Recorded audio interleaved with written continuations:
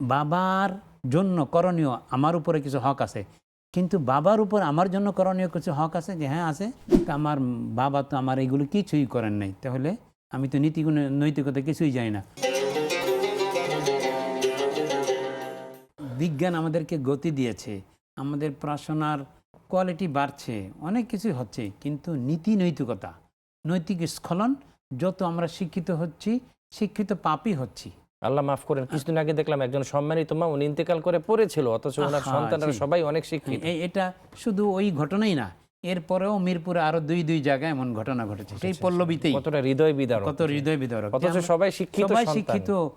আপনার বুয়েটের প্রফেসর, আবার যুগ্ম সচিব, এত পড়াশোনা করার পরেই তো ওই পর্যায়ে যায়, কিন্তু তারপরেও মায়ের প্রতি তার নীতি নৈতিকতা জায়গাতেই অভাব। যেখানে আমি ছিলাম, যার গর্বে ছিলাম, সেই মাকেই যদি আমি যত্ন করতে পারলাম না, তাহলে আমাদের হুজুর বলতেন যে এটা জ্ঞানের নামে অজ্ঞতা, মূর্খতা।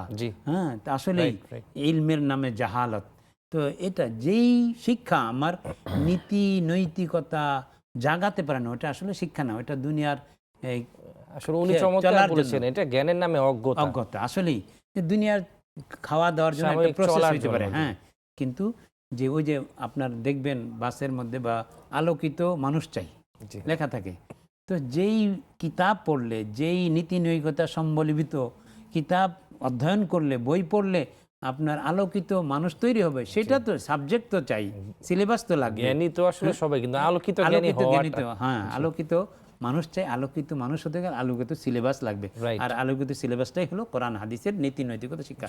এজন্য আমি যখনই সন্তানকে এই কলেজ স্কুলে পড়াবো, কোনো আপত্তি নেই, तुम कॉलेज में पढ़ो, पार्क में पोलो, जायज़ के गुब्बारों में उड़ो, लेकिन एक सखन बंदा आजिज़ की याद रहे, আল্লাহ ওর আপনি হাকিকত কো না ভুলো। হ্যাঁ, যে একজন মা বাবার জন্য কর্তব্য হচ্ছে যে দিনই শিক্ষা দেওয়া, কারণ দিনই শিক্ষা, ওই যে আপনার দিনই শিক্ষা না দেওয়ার কারণে সন্তান ব্যারিস্টার হয়ে এসেছে, এখন বাবা কবরে শুয়ে আছেন, সন্তান হুজুরের পাশে দাঁড়াইছে, তো হুজুর পড়তেছেন, দোয়া করতেছেন, আর সন্তানকে বলছে তুমিও বাবা সূরা ইখলাস এগুলো পড়ো।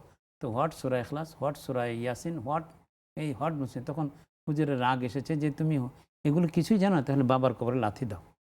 আসলে সন্তানদেরকে তো আমরা নিজেরাই লাথি দেওয়ার জন্য তৈরি করছি। এই জন্য এর অফাল ওয়াবালু আলাইনা দুন আলাইহিম, যে এর দায়িত্ব আমাদের উপরে বর্তাবে হবে, তাদের উপর না। যতক্ষণ পর্যন্ত হযরত ওমর রাদিয়াল্লাহু তাআলা আনহুর সময় একজন বাবা ছেলে নিয়ে আসছে, যে ছেলেটা আমাকে প্রহার করে, দেখুন। হযরত ওমর রাদিয়াল্লাহু তাআলা বলেন যে এমন অভিযুক্ত আমি কখনো পাইনি, ছেলে বাবাকে প্রহার করে। এই ছেলে দিকে আসো, তুমি কি তাই করো? যে আপনি যা শুনছেন ঘটনা ঠিক আছে, তবে আমার কিছু কথা আছে। কি কথা? যে বাবার জন্য করণীয় আমার উপরে কিছু হক আছে, কিন্তু বাবার উপর আমার জন্য করণীয় কিছু হক আছে, যে হ্যাঁ আছে।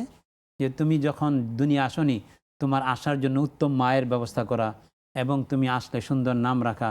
তুমি যখন বোধ সম্পন্ন হবে, কথা বলতে শিখবে, তখন কালেমা তাওহীদ দিয়ে, তোমার কালেমা দিয়ে কথা বলা শুরু করা, এবং যখন তুমি বালিগ হবে, এই বুদ্ধি তোমার আসবে, বুদ্ধি শুদ্ধি আসবে, তখন তোমাকে দিনই শিক্ষা দেওয়া, এরপরে তুমি বালেগ হলে তোমাকে বিয়ে দেওয়া, এগুলো।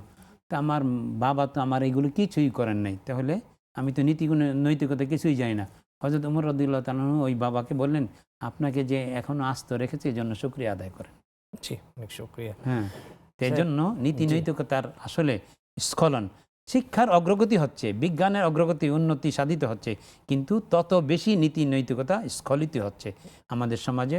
এই নীতি নৈতিকতার আবার পুনঃপ্রচার প্রসার, এবং এটাকে আমরা যতক্ষণ পর্যন্ত গ্রহণ করতে না পারবো, ততক্ষণ পর্যন্ত এই ধর্ষণ মুক্ত সমাজ আমরা দেখতে পাবো না।